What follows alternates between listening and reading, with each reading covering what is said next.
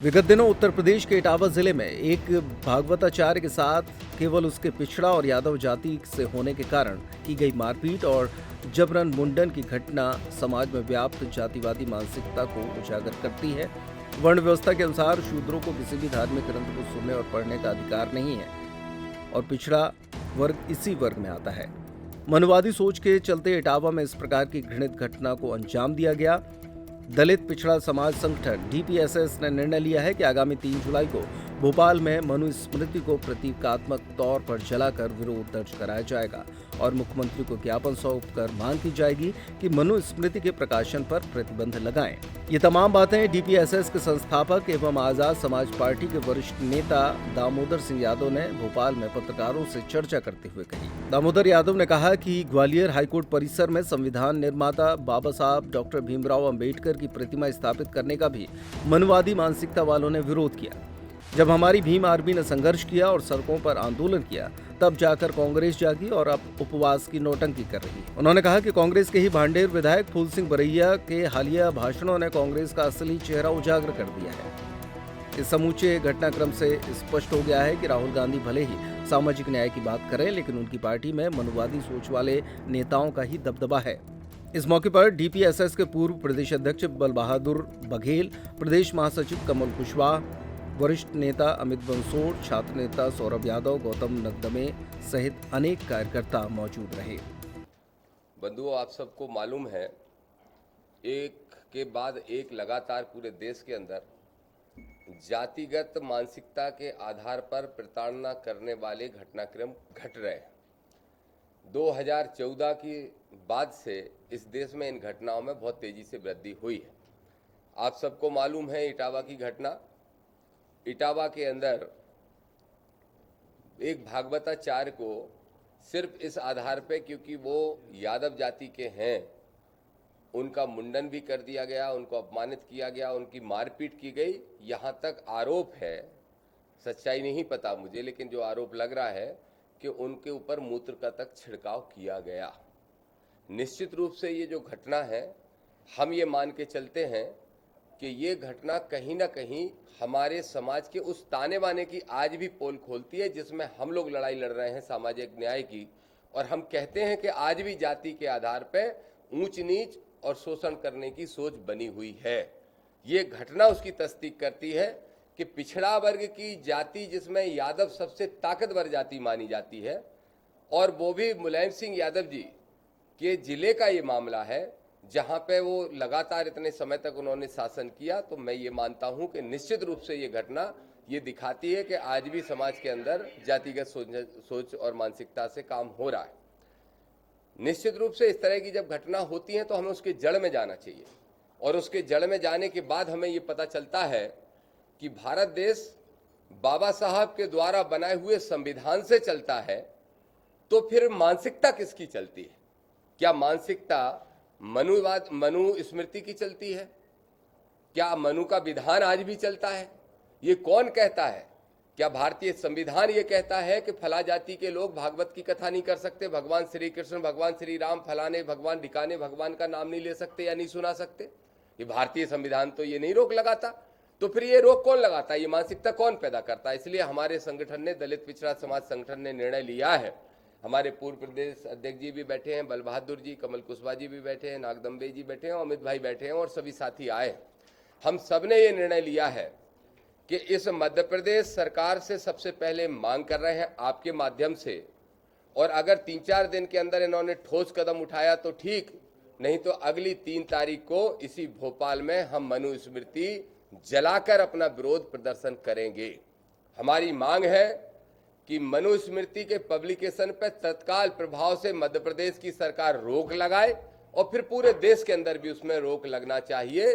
उसको बैन किया जाए, उसके छपने पे, उसके बिकने पे, उसको पढ़ने पे, सब पे मनु स्मृति पे बैन किया जाए, क्योंकि मनु स्मृति मानवता के खिलाफ है, किसी जाति विशेष के नहीं, बल्कि देश के ताने बाने के खिलाफ है। इस देश की एकता और अखंडता को खत्म करने का काम करती है। इसलिए मनु स्मृति को हम जलाएंगे 3 तारीख को, और ये हमने निर्णय कर लिया है।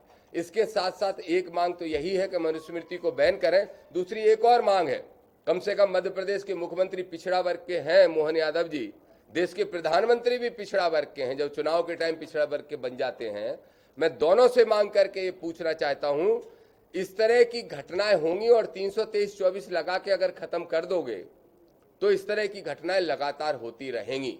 कड़ा संदेश देने की जरूरत है कि इस समाज के अंदर बाबा साहब का संविधान चलता है, महात्मा फुले के प्रयास आज भी जीवित हैं। तो अगर ऐसी कोई घटना होती है जो मनुस्मृति से प्रेरित लगती है, तो फिर हमारी मांग यह है कि राष्ट्रद्रोह का मुकदमा ऐसे लोगों के ऊपर लगाया जाना चाहिए। आप सब देख रहे हो, चाहे इटावा की घटना एक पिछड़ा वर्ग के व्यक्ति के साथ हुई हो, चाहे विधानसभा चुनाव के पहले एक आदिवासी भाई के ऊपर पेशाब की गई हो, चाहे आप देखते हो कि दलित भाइयों के साथ जब भी अभी घोड़ा चढ़ते हैं तो अभी भी दूल्हा को घोड़े पे मारने का और पता नहीं क्या क्या नाटक किए जाते हैं। एससी का, एसटी का, ओबीसी का कोई भी व्यक्ति हो, सबके साथ जातिगत मानसिकता के आधार पर शोषण हो रहा है, इसलिए राष्ट्रद्रोह के मुकदमे भी चलना चाहिए। इन दोनों मांगों को लेके हम 3 तारीख को कार्यक्रम करने जा रहे हैं और अगर मुख्यमंत्री जी ने 3 तारीख के बाद भी नहीं सुना तो फिर हम मुख्यमंत्री का घेराव पूरे प्रदेश से 50,000 लोग, 1 लाख लोग इकट्ठे होकर यहाँ करेंगे, उसकी तारीख घोषित करेंगे। अभी 3 तारीख घोषित कर रहे हैं। एक और विषय है बहुत महत्वपूर्ण, ग्वालियर हाई कोर्ट के अंदर, जिसके लिए मैंने सबसे पहले 1 महीने पहले आपके बीच में प्रेस की थी और आपके संज्ञान में ये विषय में लाया था। ग्वालियर हाईकोर्ट परिसर के अंदर बाबा साहब की स्टेच्यू लगे, इसकी मांग वहां के वकीलों ने चीफ जस्टिस मध्य प्रदेश से की और उन्होंने ऑर्डर भी कर दिया। उसके बाद भी वो मूर्ति आज तक नहीं लग पाई। वहीं बार एसोसिएशन के कुछ मनुवादी लोग जो संविधान में विश्वास नहीं रखते, काला कोट पहन के अपनी आजीविका तो चला रहे हैं बाबा साहब के लिखे हुए संविधान के माध्यम से, और कोर्ट चूंकि बाबा साहब के संविधान से ही चलता है तो बाबा साहब की स्टेच्यू वहां लगना चाहिए। इसको लेके वहां हमारी भीम आर्मी के साथियों ने और बहुत सारे हमारे ओबीसी संगठन के साथियों ने लगातार आंदोलन किया।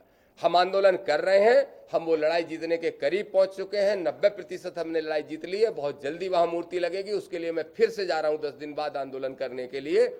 तभी कांग्रेस जागी है, और ये जो कांग्रेस है ये बहुत गहरी नींद में नहीं सोती, ये सोने का नाटक करती है।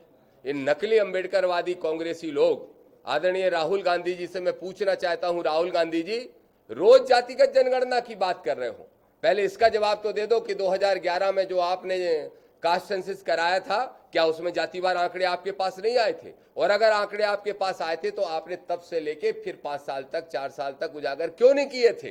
क्या मानसिकता थी? और आज भी मांग क्यों कर रहे हो? सबसे पहले तो ये मांग करो, सड़क पर बैठ जाओ मोदी जी के सामने जाके कि पहले 2011 के आंकड़े उजागर करो, लेकिन नहीं बैठ सकते क्योंकि उसमें दोषी आप हो। इसी तरह से ग्वालियर हाई कोर्ट के मामले में भी, बाबा साहब की स्टेच्यू के मामले में भी मिस्टर बंटाधार जी जागे हैं बहुत दिनों बाद, आदरणीय पूर्व मुख्यमंत्री जी मध्य प्रदेश के, और वो पहुंच के वहां पे एक नौटंकी करके आए, फिर उपवास का कार्यक्रम रख दिया। जब हम सड़कों पे लड़ रहे हैं, केस झेल रहे हैं, हमारे कार्यकर्ता वहां पे भीम आर्मी के कार्यकर्ता पिटाई खा रहे हैं, वकीलों से संघर्ष कर रहे हैं, हमारे वकील साथी जो कोर्ट के अंदर है वो रोज संघर्ष कर रहे हैं, उसके बाद कांग्रेस जागी और उपवास की नौटंकी कर रही है। मतलब महात्मा गांधी जी की कांग्रेस बाबा साहब के लिए उपवास कर रही है। ये नौटंकी बंद करो कांग्रेसियों, तुम्हारी नौटंकी हमारे आंदोलन को कमजोर कर रही है। मैं स्पष्ट तौर पर कह रहा हूं, बाबा साहब के आंदोलन को, सम्मान को हम सब लड़ लेंगे, अपनी जान देनी पड़ी तो देने को हम तैयार हैं। इसलिए मैं कहना चाहता हूं, क्योंकि फूल सिंह बरैया जी, बहुत स्पष्ट तौर पर कह रहा हूं, बहुत महत्वपूर्ण बात कह रहा हूं, फूल सिंह बरैया जी हमारे मूवमेंट के बड़े नेता हैं, मैं उनका सम्मान करता हूं, मेरे ही जिले भांडेर से विधायक हैं। फूल सिंह बरैया जी ने 36 मिनट के भाषण में 6 बार अपनी ये पीड़ा जाहिर की कि कांग्रेस और बाबा साहब की विचारधारा अलग है, इनको एक करने की जरूरत है। इतना ही नहीं, फूल सिंह बरैया का भाषण आप सुन लेना, हमारे साथी आपको सब भेज देंगे लिंक उनकी। उन्होंने उसी उपवास कार्यक्रम में 1000 लोगों के बीच में कहा कि कांग्रेस के अंदर आरएसएस के कीड़े पल रहे हैं। वही फूल सिंह बरैया जी ने अंत में भाषण में ये तक कहा कि बाबा साहब से संविधान की उपाधि, संविधान निर्माता की उपाधि वापस लेके बीएन राव को दी जाए, इसकी मांग 4 कांग्रेसी 5 कांग्रेसी नेताओं ने राष्ट्रपति को चिट्ठी लिख के की। और उन्होंने कहा, जीतू पटवारी जी 20 दिन हो गए, क्यों अभी तक उनको पार्टी से नहीं निकाला? मैं भी आपसे पूछना चाहता हूं, जीतू पटवारी जी जवाब दो, क्या ऐसे लोगों को आप पार्टी में रख के बाबा साहब की लड़ाई लड़ना चाहते हो? ये नौटंकी बंद करो, क्यों उन्होंने आपने उन लोगों को पार्टी से नहीं निकाला? निकालने का काम करो, नहीं तो पीसीसी चीफ को घेरने का भी हम काम करेंगे। इसके साथ साथ ये बात और स्पष्ट तौर पे पूछना चाहता हूं, चाहे बरैया जी हो, दिग्विजय सिंह जी, आजकल आपको बहुत आरक्षण याद आ रहा है। सत्ता बहुत लंबा वनवास मिल गया क्या? अगर इतना ही आरक्षण की चिंता थी, इतने ही पिछड़े वर्ग की चिंता थी, तो 10 साल मुख्यमंत्री रह लिए। क्यों मध्य प्रदेश से 14 की जगह बढ़ा के 15 आरक्षण आप नहीं कर पाए? जब विपक्ष में रहती है कांग्रेस, तब पिछड़ों की, दलितों की, आदिवासियों की बात करने लगती है, और जब सत्ता में बैठती है तो सिर्फ मलाई खाने में विश्वास रखती है। तो आज मुख्य रूप से आप सबके बीच में हम सब साथी इसीलिए आए हैं कि आगामी 3 तारीख को हम मनुस्मृति को जला के अपना विरोध प्रदर्शन करेंगे। हमने कल ही मुख्यमंत्री जी को चिट्ठी लिखी है, जो आपको मैं भी सब साथियों को भेज दूंगा, और उनसे मांग की है, अगर वो मान जाते हैं तो ठीक, नहीं तो 10-15 दिन के ही अंदर मुख्यमंत्री के घेराव का बड़ा कार्यक्रम का आयोजन करेंगे।